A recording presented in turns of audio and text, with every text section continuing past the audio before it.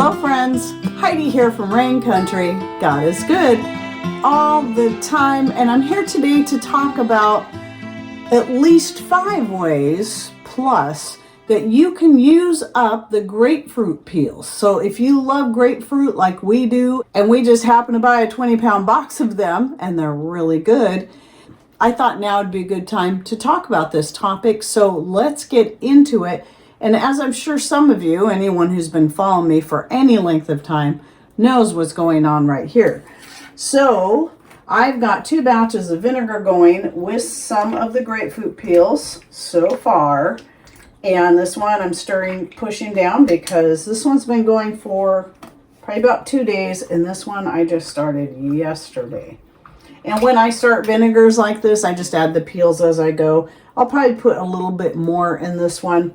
And for those of you who would like to learn more about making vinegar from just about anything, it doesn't matter if it's herbs, peels, any other kind of fruit scrap. It doesn't just have to be apple. It can still be very healthy coming from other things. I will link to my video that's the most thorough one I have out currently on vinegar making in the description box down below.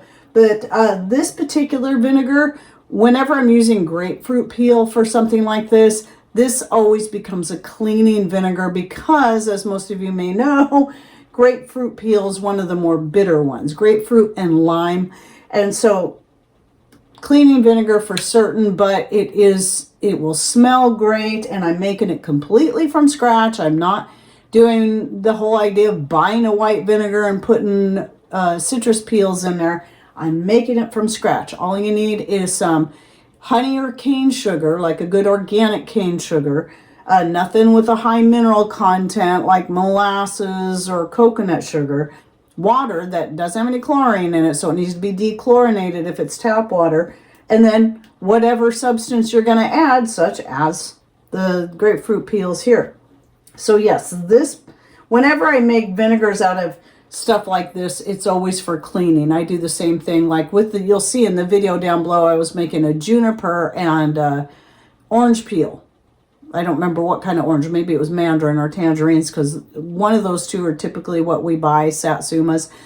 I was making the vinegar out of those. But anyway, yes, great cleaning vinegar right there. And I do, for those who ask, I use it straight. I rarely ever dilute it. I'll put it that way. Even when I'm using it to clean windows. You just want to make sure it's entirely done and all the sugar's been converted to alcohol and the alcohol converted to acetic acid. Because if there's any sugar in there, you're going to leave a sticky residue behind, and that's not always a good thing. Another thing I like to use grapefruit peels for is to dehydrate them and then powder them up and then add them to my homemade soaps whenever I'm doing a soap with grapefruit in it. So I'll add some grapefruit essential oil, the ground up citrus peels, grapefruit peels, and that will add color and texture to the soap as well. And sometimes it'll be like grapefruit vanilla or grapefruit rosemary is a good option there. So I'll do a little rosemary oil and some dried rosemary from my garden. And so there's an option there. Now, what I will say, if you've watched my video on the many uses of orange peels, I would not use the grapefruit powder for flavoring because of how bitter it is. Orange peels can be bitter too. It's because of that white part, the pith. However, I find that when I use the peels from our favorite types of oranges, which are the tangerines, satsumas, and mandarins, they're thinner, there's a lot less pith, and I can use those for flavoring. They work great, no bitterness. The only time I found them to be bitter is if I get a little too much of the whole peel chunks into a pot of tea, then it can make that tea a little bitter, so I try to be careful with that. But as far as using the powder as a flavor, no issues there, but I would not use grapefruit powder for flavoring frostings and whatever else that I use it in. The buttermints, and I'll link to that video down below if you're interested in that. But no, I wouldn't use the grapefruit peel in that.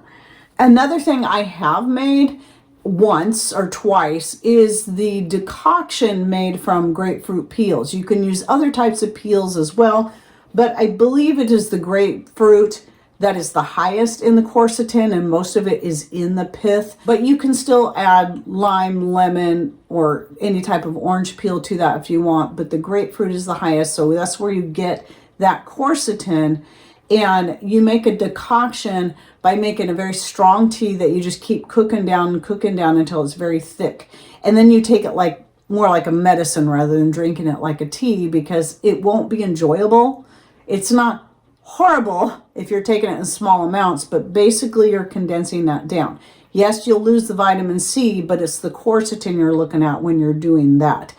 And some people were doing that back in the 2020, 2021, something like that, and calling it homemade hydroxychloroquine, but that's not what it is. Hydroxychloroquine is a pharmaceutical that is using a synthesized form of quinine, and quinine cannot be found in grapefruit peels.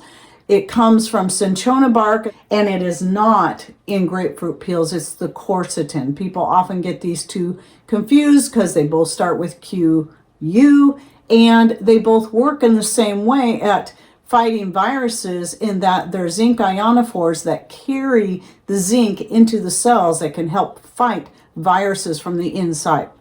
So that's where the confusion comes from. But yes, you can make your own quercetin decoction and use that for illnesses. It can be something that you just store in your fridge until you need it. Though I can't say how long it would last. You could probably can it if you're concerned about that. Now, I have some other ideas that I haven't necessarily used this for, but they're just ideas that came to me. Some people like to make their own simmers or potpourri, and instead of using the whole slices of the grapefruit, you can take the grapefruit peels, and if you want it to look pretty, just cut them in thin strips or whatever you think looks nice to make your potpourri, which is usually in a dry form, or your simmer, where you're going to throw it into some water and let it simmer along with maybe some cinnamon and cloves and even star anise, whatever you just want to add a nice scent to the room. Again, though I've never done that, I thought this would be a good option. I've seen people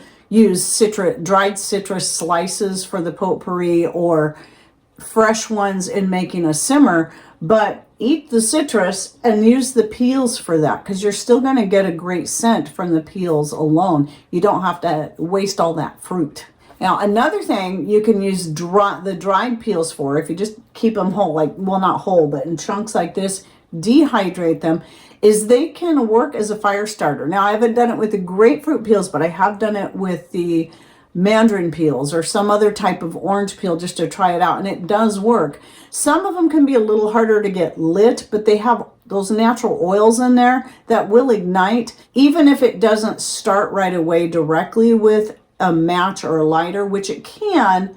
You can at least use a little bit of paper or something, get it started, and then that will burn a longer period of time than just a little wad of paper once it gets going, and that can really help get a fire going. So I actually have some of my older citrus peels that, because we tend to get a lot, and so I'll dehydrate a bunch of them up, and if I'm not working through them fast enough in the other ways I use them, then I'll throw them in my little basket of fire starters, and I'll use them for when we're burning fires in the wood stove. And then that was 5 reasons, but here's one I just thought of, is you can make your own homemade bug repellent, even if it's just for spraying on yourself. That's going to be all natural, by taking something like your grapefruit peels and then making them into a strong tea. You can add other types of herbs, like things like catnip and pretty much any herb in the mint family, peppermint, sage, any of that can be good bug repellents,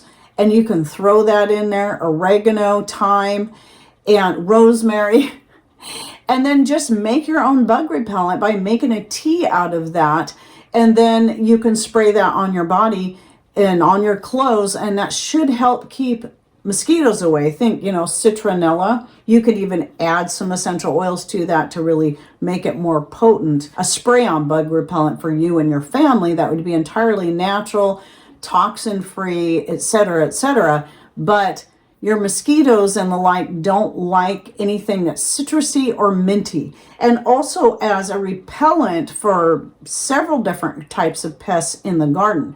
You can either grind up the peels and just kind of sprinkle them around. The scent of that, a lot of cats don't like that, so it might deter them from wanting to turn your garden into a litter box.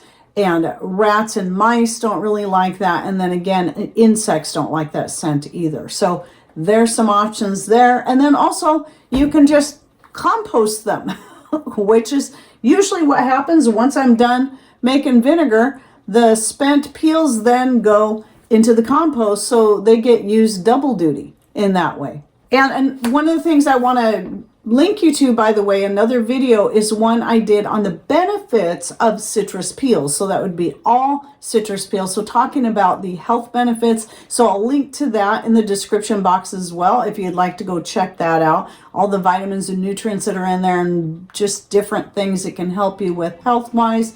So you might enjoy that video. And any thoughts or ideas you might have on using grapefruit peels in particular, because they are quite bitter, please share those in comments down below. And thanks for watching. Take care and God bless.